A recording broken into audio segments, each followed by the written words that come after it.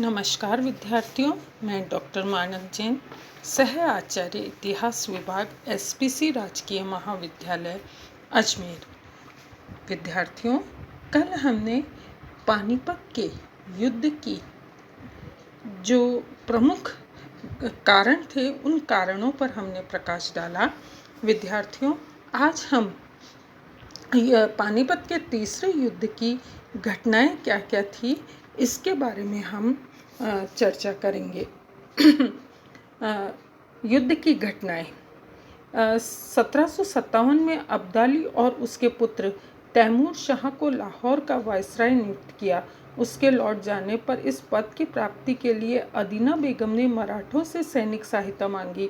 मराठे नहीं चाहते थे कि अब्दाली सिंधु नदी को पार करे। इस कारण रघुनाथ राव और मल्हार राव ने अप्रैल 1758 में तैमूर शाह और उसके सेनापति जहान खां को लाहौर से भगा दिया तथा अदीना बेगम को लाहौर का सूबेदार बना दिया गया।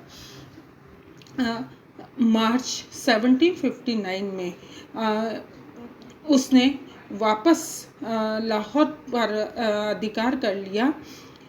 इस बार अब्दाली से मराठों का भय सदा के लिए समाप्त करने के उद्देश्य से वह भारत आया।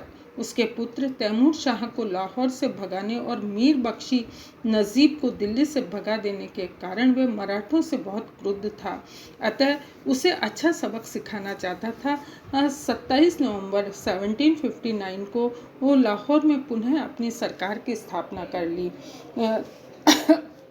इसी बीच यह हुआ कि 1760 को दिल्ली पर अधिकार कर मराठों ने अपने लुप्त गौरव को प्राप्त तो कर लिया, परंतु इससे अब्दाली को सचेत कर दिया और संधि के प्रयास असफल हो जाने पर पानीपत के मैदान में मोर्चाबंदी प्रारंभ की। नजीब खां और शुजा-उद-दौला दोनों उससे मिल गए। दिल्ली पहुंचकर सदाशिव राव ने राजपूत नरेशों व भरतपुर नरेश को सहयोग करने के लिए आमंत्रित किया, परंतु सैनिक सहायता किसी भी ओर से नहीं आई। मराठों को युद्ध में अकेला देख अब्दाली ने सर्वप्रथम भाऊ की विशाल सेना को भूखे मारने का प्रयास किया। दिल्ली में अपने 1 लाख सैनिक को 2 मास रखकर भाऊ को अपनी खाद्य सामग्री के संकट का सामना करना पड़ा। शुजा-उद-दौला और नजीब खां ने अवध में न तो खाद्य सामग्री ही मराठों को उपलब्ध होने दी और न गोविंद पंत के यहाँ धन एकत्रित करने दिया। पेशवा ने पूना से धन नहीं भेजा। जब भेजा तो अब्दाली के अश्वारोही सैनिक ने उसके पास पहुंचने ही नहीं दिया। इस दयनीय आर्थिक अवस्था में भाऊ की कठिनाइयों को और बढ़ा दिया। पानीपत के मैदान में दोनों सेनाएं एक दूसरे के आक्रमण की प्रतीक्षा कर रही थी। छुटपुट घटनाएं 1 नवंबर 1760 में प्रारंभ हुई और 7 दिसंबर को रोहेलों ने मराठा सेना के प्रवेश पर युद्ध का श्रीगणेश करना चाहा, पर वह परास्त कर दिए गए। परंतु इस अभियान से भाऊ का परामर्शदाता बलवंत राव काम आ गया। सदाशिव राव ने दिल्ली व पूना में अपने संबंध बनाए रखने का कोई प्रयास नहीं किया। देश पांडे के नेतृत्व में 5000 सैनिक भेजकर अब्दाली का अफगानिस्तान से संबंध विच्छेद करने का उसने प्रयास अवश्य किया, पर वह सफल नहीं रहा। इसके विपरीत अब्दाली ने मराठा सेना के चारों तरफ अपने घुड़सवार लगाकर पूना से उसका संपर्क पूर्णतः विच्छेद कर दिया। इसके अलावा भाऊ के पास रसद भी नहीं पहुंचने दी। इस प्रकार भाऊ की दशा शोचनीय हो गई। भूख से व्यथित मराठों ने 14 फरवरी 1761 को युद्ध आरंभ कर दिया। युद्ध प्रातः 9 बजे प्रारंभ हुआ, 4 बजे समाप्त हो गया। प्रारंभ में मराठों की विजय होती रही, किंतु ज्यों-ज्यों सूर्य चढ़ता गया मराठों का भाग्य जवाब देने लगा। हालांकि इब्राहिम खान ने अपनी तोपों के प्रहार से अफगानों के छक्के छुड़ा दिए, परंतु 3 बजे युद्ध का पासा पूरी तरह पलट गया। गोली लगने से पेशवा का पुत्र विश्वास राव युद्ध में मारा गया। यह खबर मिलते ही सदाशिव राव भाऊ अफगानों पर टूट पड़ा, किंतु वह भी दुनिया से चल बसा। इस पर मराठों में भगदड़ मच गई और मराठों को दुखद पराजय का सामना करना पड़ा। इस प्रकार यह युद्ध, पानीपत का तीसरा युद्ध, केवल कुछ ही घंटों में समाप्त हो गया। पानीपत के युद्ध में मराठों के परास्त होने के विद्यार्थियों कुछ कारण थे। जो इस प्रकार है। पानीपत के मैदान में मराठों की पराजय का दोष किसी व्यक्ति विशेष पर नहीं दिया थोपा जा सकता है। पराजय के सैनिक कारण भी थे तो मराठों की दयनीय आर्थिक अवस्था भी थी। अतः पराजय के कारणों का स्पष्ट विश्लेषण करने की दृष्टि से हम इन्हें निम्न बिंदुओं के अंतर्गत उल्लेखित कर सकते हैं। पहला है राजनीतिक कारण।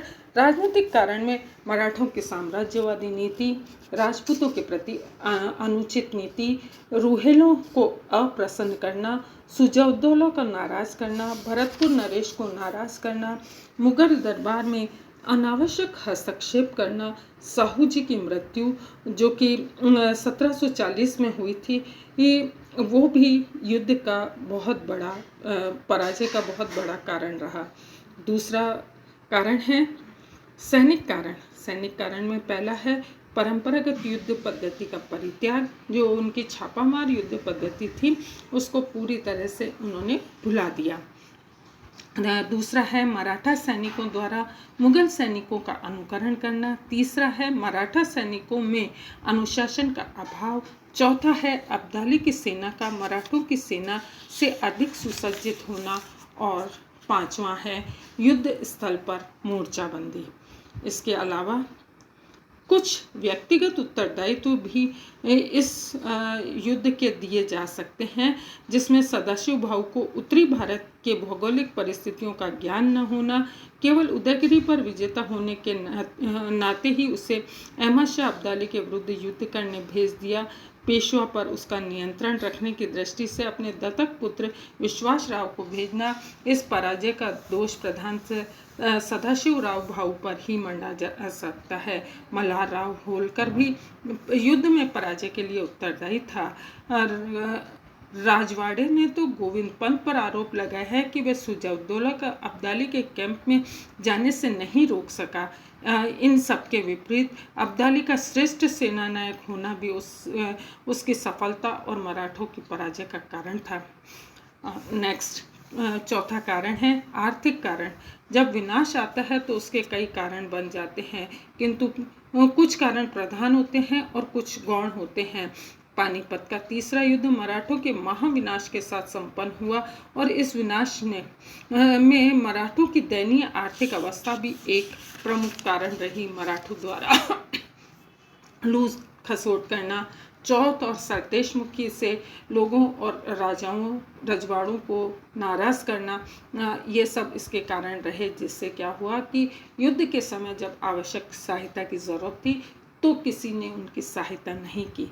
इस प्रकार हम ये देखते हैं कि पानीपत का तीसरा युद्ध केवल एक कारण विशेष से नहीं बल्कि इसके लिए राजनीतिक कारण, सैनिक कारण, आर्थिक कारण और व्यक्तिगत कारण भी उत्तरदायी थे। इस युद्ध का महत्व और परिणाम इस प्रकार कहे जा सकते हैं कि पानीपत के तीसरे युद्ध का भारतीय इतिहास में बड़ा महत्व है। सेजवालकर ने पानीपत की पराजय को एक राष्ट्रीय पराभव मानते हुए लिखा है कि राष्ट्रीय पराभव राष्ट्र के अच्छे गुणों के साथ अवगुणों की ओर संकेत करता है। पानीपत की पराजय से मराठों में जो शिथिलता दृष्टिगत हुई वह आकस्मिक नहीं वरन मराठा अवस्था में बहुत पहले से विद्यमान थी। मराठा अवस्था में व्याप्त दोषों का विवेचन मराठा और अंग्रेज नामक पुस्तक की भूमिका में वी खरे ने स्पष्ट किया है। इस युद्ध को लड़े 2 शताब्दियों से भी अधिक समय हो गया, किंतु इतिहास लेखक उसके परिणामों के परिप्रेक्ष्य में आज भी एकमत नहीं है। मराठा इतिहासकार इसके परिणामों के संदर्भ में अलग अलग धारणा व्यक्त करते हैं, जबकि भारत और पश्चिम के इतिहासकार अपना भिन्न मत रखते हैं। चाहे कुछ भी हो, लेकिन ये स्पष्ट है कि पानीपत का तीसरा युद्ध भारतीय इतिहास की एक साधारण घटना नहीं था। ये भी तथ्य है कि अहमद शाह अब्दाली और भारत के मुसलमान इस विजय से विशेष लाभ नहीं उठा सके। तथापि इस युद्ध के कुछ सर्वमान्य परिणाम हैं, जैसे मराठा शक्ति पर महान आघात पहुंचा, मराठा गौरव को महान धक्का लगा, मराठा संघ की शक्ति क्षीण हो गई, ब्रिटिश शक्ति का उदय हो गया। सबसे बड़ा जो इस युद्ध का परिणाम निकला वो ये था कि ब्रिटिश शक्ति का उदय हो गया। नेक्स्ट है मराठा पंजाब का सदा के लिए मराठों के प्रभाव से निकल जाना, सिखों का उदय, जीर्ण शीर्ण मुगल साम्राज्य पर भी घातक प्रभाव होना। इस प्रकार स्पष्ट है कि पानीपत के तीसरे युद्ध ने भारतीय इतिहास को प्रभावित किया। उसके परिणाम समस्त भारत के लिए अति महत्वपूर्ण और दूरगामी सिद्ध हुए। इस पराजय के कटु फल तो मराठों को सर्वप्रथम दक्षिण भारत में ही चखने पड़े। इस पराजय की खबर सुनते ही हैदर अली ने कृष्णा नदी की ओर से अपना क्षेत्र विस्तार आरंभ कर दिया, सीरा पर अधिकार कर लिया। इससे मराठों के राज्य को कर्नाटक में था असुरक्षित हो गया। हैदर की इस साम्राज्यवादी मनोवृत्ति को अवरुद्ध करने हेतु 1762 में माधवराव ने कर्नाटक के विरुद्ध सैनिक अभियान किया, परंतु रसद की कमी और सैनिकों के आपसी मतभेद के कारण वह अपने अभियान में सफल नहीं हो सके। मराठों की इस पराजय ने बंबई के अंग्रेज व्यापारियों को भी उन पर हावी होने का प्रयास करने लगे। निज़ाम भी इस अवसर का लाभ उठाने से नहीं चूका। उसने मराठों को आतंकित कर सिद्दियों को जंजीरा दिला दिया। उत्तर में राजपूत भी उनके नियंत्रण से मुक्त होने का प्रयास करने लगे।